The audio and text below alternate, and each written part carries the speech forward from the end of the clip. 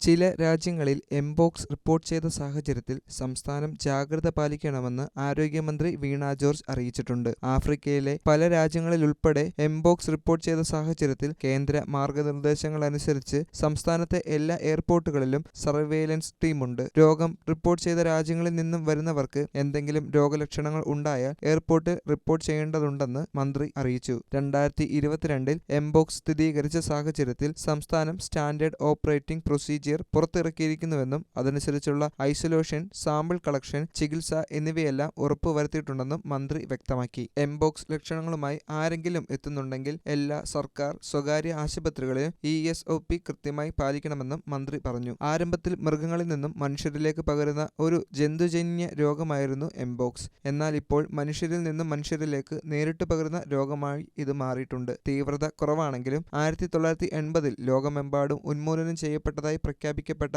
Orthopox virus അണുബാധയായ വസൂരിയുടെ ലക്ഷണങ്ങളുമായി mpox ലക്ഷണങ്ങൾക്ക് സാദൃശ്യമുണ്ട്. കോവിഡോ H1N1 ഇൻഫ്ലുവൻസയോ പോലെ വായുവിലൂടെ പകരുന്ന ഒരു രോഗമല്ല എംപോക്സ്. രോഗം ബാധിച്ച വ്യക്തിയുമായി മുഖാമുഖം വരിക, നേരിട്ട് തൊലിപ്പുറത്ത് സ്പർശിക്കുക, ലൈംഗിക ബന്ധം, കിടക്ക, വസ്ത്രം എന്നിവ സ്പർശിക്കുക, സുരക്ഷാ മാനദണ്ഡങ്ങൾ പാലിക്കാതിരിക്കുക തുടങ്ങിയവയിലൂടെ രോഗസാധ്യത വളരെയേറെയാണ്. പനി, തീവ്രമായ തലവേദന, കഴലവീക്കം, നടുവുവേദന, പേശിവേദന, ഊർജ്ജക്കുറവ് എന്നിവയാണ് പ്രാരംഭ ലക്ഷണങ്ങൾ. പനി തുടങ്ങി ഒരാഴ്ചയ്ക്കുള്ളിൽ ദേഹത്ത് കുമിളകളും ചുവന്ന പാടുകളും പ്രത്യക്ഷപ്പെടാൻ തുടങ്ങുന്നു. മുഖത്തും കൈകാലുകളിലുമാണ് കൂടുതൽ കുമിളകൾ കാണപ്പെടുന്നത്. ഇതിനു പുറമെ കൈപ്പത്തി, ജനനേന്ദ്രിയം, കണ്ണുകൾ എന്നീ ശരീരഭാഗങ്ങളിലും ഇവ കാണുന്നു. അസുഖബാധിതരായ ആൾക്കാരുമായി നിഷ്കർഷിച്ചുള്ള സുരക്ഷാ മാർഗങ്ങൾ അവലംബിക്കാതെ അടുത്തിടപഴകുന്ന ആൾക്കാർക്കാണ് എംപോക്സ് ഉണ്ടാകുക. വൈറസ് ബാധിതയുണ്ടോയെന്ന് സംശയിക്കുന്നതോ സ്ഥിരീകരിച്ചതോ ആയ ആളുകളെ പരിചരിക്കുന്ന ആരോഗ്യ പ്രവർത്തകരും രോഗബാധിതരുടെ സ്രവങ്ങൾ കൈകാര്യം ചെയ്യുന്നവരും രോഗപകർച്ച ഒഴിവാക്കുന്നതിനും നിർബന്ധമായും നിർദ്ദേശിച്ചിട്ടുള്ള അണുബാധ നിയന്ത്രണ മുൻകരുതലുകൾ സ്വീകരിക്കണം. രോഗിയെ ആംബുലൻസിൽ കൊണ്ടുപോകേണ്ടി വരുമ്പോൾ ഗൗൺ, N95 മാസ്ക്, ഗ്ലൗസ്, കണ്ണട എന്നിവ ധരിക്കണം. ഇതോടൊപ്പം രോഗിയെ എത്തിക്കുന്ന ആശുപത്രിയെയും വിവരം അറിയിക്കണം. രോഗി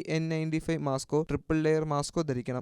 മുറിവുകൾ ഉണ്ടെങ്കിൽ അത് മൂടത്തക്ക വിധം വസ്ത്രം പുതപ്പിക്കണം. രോഗിയെ എത്തിച്ച ശേഷം ആംബുലൻസും ഉപകരണങ്ങളും അണുവിമുക്തമാക്കണം. രോഗിയുമായി ബന്ധപ്പെട്ട സാധനങ്ങൾ മാർഗനിർദ്ദേശമനുസരിച്ച് നിർമ്മാർജ്ജനം ചെയ്യണം. തുടങ്ങിയവ മൂലം ഒരു പരിധിവരെയെല്ലാം നമുക്ക് ഈ അസുഖത്തെ ചെറുത്തു നിൽക്കാൻ സാധിക്കുന്നുണ്ട്. നിയമപാലകരും ആരോഗ്യ സംരക്ഷകരും തരുന്ന നിർദ്ദേശങ്ങളെല്ലാം കൃത്യമായി പാലിക്കാനും ഈ അസുഖത്തെ നമുക്ക് നിർജീവമാക്കാനും സഹായിക്കുന്നുണ്ട്. അതിനാൽ തന്നെ സുരക്ഷാ സംവിധായകർ ചെയ്യുന്ന എല്ലാ നടപടികളും കൃത്യമായി പാലിക്കാൻ എല്ലാവർക്കും സാധിക്കണം. മാത്രമല്ല, പുറം രാജ്യങ്ങളിൽ നിന്ന് വരുന്ന ബന്ധുക്കളും സുഹൃത്തുക്കളും ഉണ്ടെങ്കിൽ അവരുടെ കാര്യങ്ങളിലും കൂടുതൽ കൃത്യത ഉറപ്പുവരുത്തേണ്ടതാണ്. രോഗവിമുക്തി ഉണ്ടെന്നും ഏതെങ്കിലും തരത്തിലുള്ള ലക്ഷണങ്ങൾ കണ്ടാൽ ഉടനടി ആശുപത്രിയിൽ എത്തുവാനുള്ള സജ്ജീകരണങ്ങളും സൃഷ്ടിക്കേണ്ടതാണ്. വലിയൊരു പകർച്ചവ്യാധി അറിയാവുന്ന നമുക്കെല്ലാവർക്കും ഈ ഒരു പകർച്ചവ്യാധിനെ തടയാൻ സാധിക്കുന്നതാണ്. പേടിക്കേണ്ട കാര്യങ്ങളൊന്നും തന്നെ ഇല്ലെങ്കിലും പകർച്ചവ്യാധിനെ സൂക്ഷിക്കേണ്ട ഉത്തരവാദിത്തം നമുക്കുണ്ട്. അതിനാൽ ഒറ്റക്കെട്ടായി നിന്ന് ഇതിനെയും അതിജീവിക്കണം.